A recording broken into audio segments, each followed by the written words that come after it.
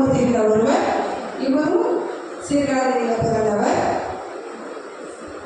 இவருடைய காலம் 1712 1779 முடிய. தில்லையாடி என்ற ஊர், அதாவது சீர்காழி பக்கத்தில் உள்ள ஊர். இவரது பெற்றோர் நல்லதம்பி பள்ளியம்மை. இவர் அனைத்து மொழிகளையும் தமிழ், தெலுங்கு, சமஸ்கிருதம் போன்ற மொழிகளெல்லாம் கற்றிருக்கிறார். இவருடைய தொழில், அப்பாவோட தொழில் காசு கடை. அதையே ஃபாலோ பண்ணி இவரும் அந்த காசு கடைனா என்ன தெரியுமா? வட்டி கடைன்னு இப்போ சொல்லுவோம். முன்னாடி அந்த காசு கடை அப்படின்னு சொல்லுவாங்க. ஃபைனான்ஸ் அப்படி சொன்னால் ஈஸியாக புரியும். காசு கடை வைத்திருந்தார். வியாபாரத்திற்காக எல்லா ஊரும், சீர்காழி, புதுவை எல்லா ஊரும் போயிட்டு வந்திருக்காரு. அப்புறம் அவருடைய குடும்பம், கவிராயர் குடும்பம் வந்து ரொம்ப தமிழ்லையும் இருந்திருக்காங்க, இசையிலையும். தமிழில் நிறைய கவிதைகள்லாம் எழுதுவாங்க. அந்த மாதிரி பாடல்கள் எழுதியிருக்கிறார். ராமாயண கீர்த்தனை பாடியிருக்கிறார். தன்கிட்ட தமிழ் கற்க வந்த ஒரு 2 மாணவர்களை கொண்டு ராமநாடகம் அப்படின்ற ஒரு அருணாச்சல கவிராயர் ராமநாடகம் என்ற ஒரு நூலை பெற்றிருக்கிறார். அது தற்போது மிகவும் பிரபலமாக உள்ளது அந்த ராமநாடகம். ஓகே. கோதண்டராமையர், வெங்கட்ராமையர் என்று 2 மாணவர்கள் தமிழ் கற்க வந்திருக்காங்க. அந்த கம்பராமாயணத்தை அவர்கிட்ட கையில் கொடுத்து நீங்கள் தாளத்தோட இதை பாடுங்க அப்படின்னு சொல்லி கொடுத்துருக்கிறார். அந்த ராமநாடகமானது திருச்சியில் ஸ்ரீரங்கத்தில் தான் அரங்கேற்றப்பட்டது.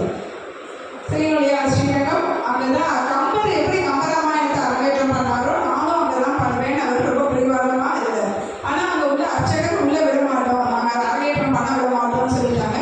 அப்போ அவர் என்ன சொல்கிறார்? அங்கேயே உட்காந்து இறைவனை நினச்சி அந்த பாடலை பாடிட்டு இருக்கார். அப்போ இறைவன் வந்து அவர் கணவரை போய், குருக்களுடைய கணவரை போய் சொல்லி மறுநாள் வந்து இவர் மேலே ராஜ மரியாதைன்னு சொல்லுவாங்க இல்லையா, மேலதாளத்தோடு இவரை கூப்பிட்டு நீங்கள் அரங்கேற்றம் பண்ணுங்கன்னு சொல்கிறாங்க. அந்த கோவிலையே பண்ணியிருக்கிறார். ராமாயண கதையை ஃபுல்லாக அப்படியே பண்ணியிருக்கிறார். தமிழ் முதல்ல வந்து ஒரு தமிழ் இசை நாடகம் அருணாச்சலத்துடைய ராமநாடகம் தான். ராமாயண கவிஞன் என்ற ஒரு பட்டமும் அவருக்கு கிடைச்சது.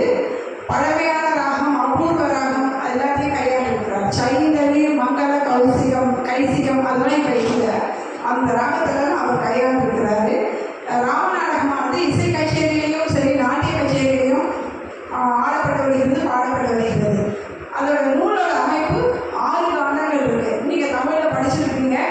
அந்த சும்மா ரைட்டாக சொல்கிறேன். பாரகாண்டம், அயோத்தியா காண்டம், ஆரண்ய காண்டம், கிஷ்கிந்தா காண்டம், சுந்தர காண்டம், யுத்த காண்டம் என்ற 6 காண்டங்களாக அந்த ராமாயணம் கொடுக்கப்பட்டுள்ளது. விருத்தம், காப்பு, பாயிரம், விருத்தம் அதெல்லாமே 268 பாடல்களாக இருக்குது. தரு 197 எழுதியிருக்கிறதுல பிரவேச தருனா என்ன? தரு, பிரவேச தரு, வர்ணனை தரு, கோணங்கி தரு, சுவாகத தருன்னு இருக்குது. தருவுக்கு ஒரு பாடல் வகை. அது என்ன வரப்போகிறாங்கன்னு சொல்கிற இந்த ஒரு கேரக்டர் வரும் இல்லையா? இப்போ ராமாயணமே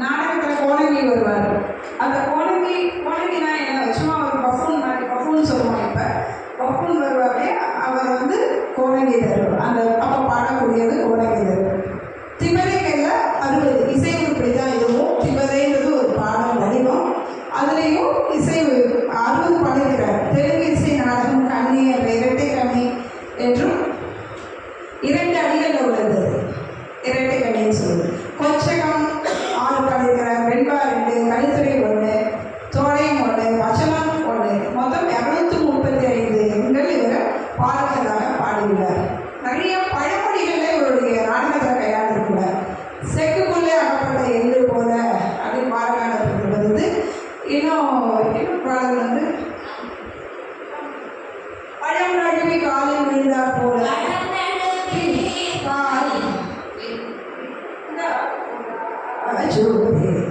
ராமன் ராமனுக்கு மன்னன் மூடி தரித்தானே நன்மை உண்டொரு காதே அப்படின்னு ஒரு பாடல். இதில் பழம் நழுவி பாலில் விழுந்தால் போலாச்சு என்ற ஒரு பழமொழி அழகாக இடம்பெற்றுள்ளது.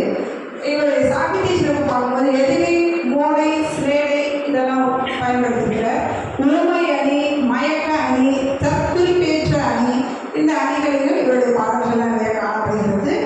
45 ராகங்கள், அதாவது 250 பாடல்களில் 45 ராகங்களை கையாண்டிருக்கிறார். சாவேரி, பைரவி, கல்யாணி, அசாவேரி போன்ற ராகங்கள். கிராமிய ராகங்கள் அப்படின்னு சொல்லுவாங்க. நாதனா கமல், அதாவது நாட்டுப்புற கலையில் பயன்படுத்தக்கூடிய ராகங்கள்.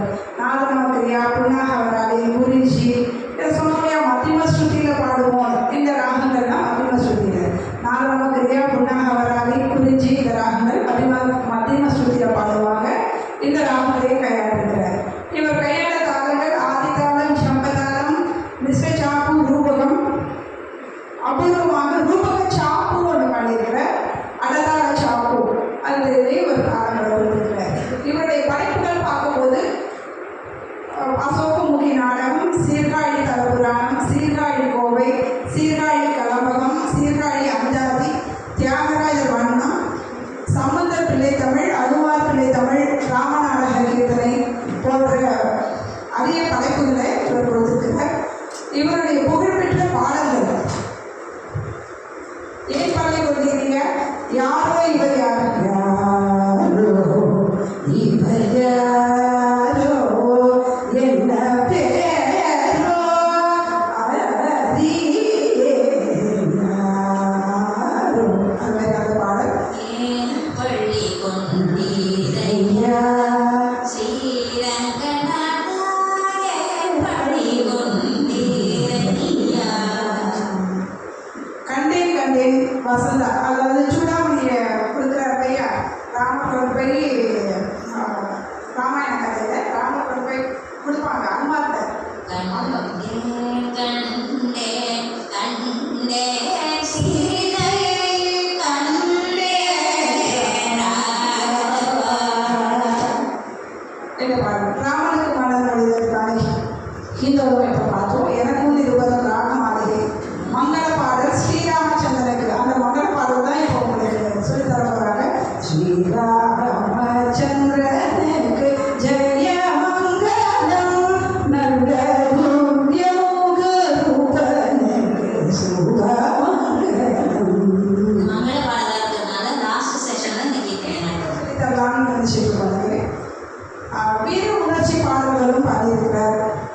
அணுகல் நெஞ்சும் சொற்பொழிவு அடிக்காமலும் கைகளை ஒடிக்காமலும் நெஞ்சிலே இடிக்காமலும் ஏன் கோபம் முடிக்காமலும் போவேணும் அப்படின்னு ஒரு பாடலை இந்த வரிகளை அழகாக கையாண்டிருக்கிறார். ராமசாமியின் தூதனான ராவணா சொல்லுவாங்க ஒரு பாடல். ராமசாமியின் தூதனான ராவணா என்றான் அப்படின்னு ஒரு பாடலை பண்ணியிருக்கிறார். பாய்ந்தானே அண்ணன் வீர முழக்கம் அதுக்கு இந்த பாடல்கள் காணப்படுகிறது. இவர் 779 67 வயதில் இவரை சேர்ந்தார். இசைவகை என்றுமே அழியாத ஒரு இடத்தை பெற்றுள்ளார் என்பது உள்ளங்கை நெல்லிக்கனி போல நமக்கு தெளிவாகிறது. ஏன்னா நிறைய பழமொழிகள் இருக்கு. ராமாயண பாடலை இவர் பண்ணியிருக்கிறார். இவருடைய பாடல்கள் இசை உலகிற்கும் நடனத்திற்கும் மிகவும் மெருகூட்டுவதாக அமைந்துள்ளது. இந்த பாடல் மதியானம் சொல்லிதரலான்னு இருக்காங்க. அடுத்த லாஸ்ட்டாக மங்களமாக சொன்னதுனால இறைவன் கடைசியில் அந்த பாடலை மங்களம் பாடி முடிக்கலாம் அப்படின்னு வச்சுருக்கோம். இப்போ பிரேக் காசு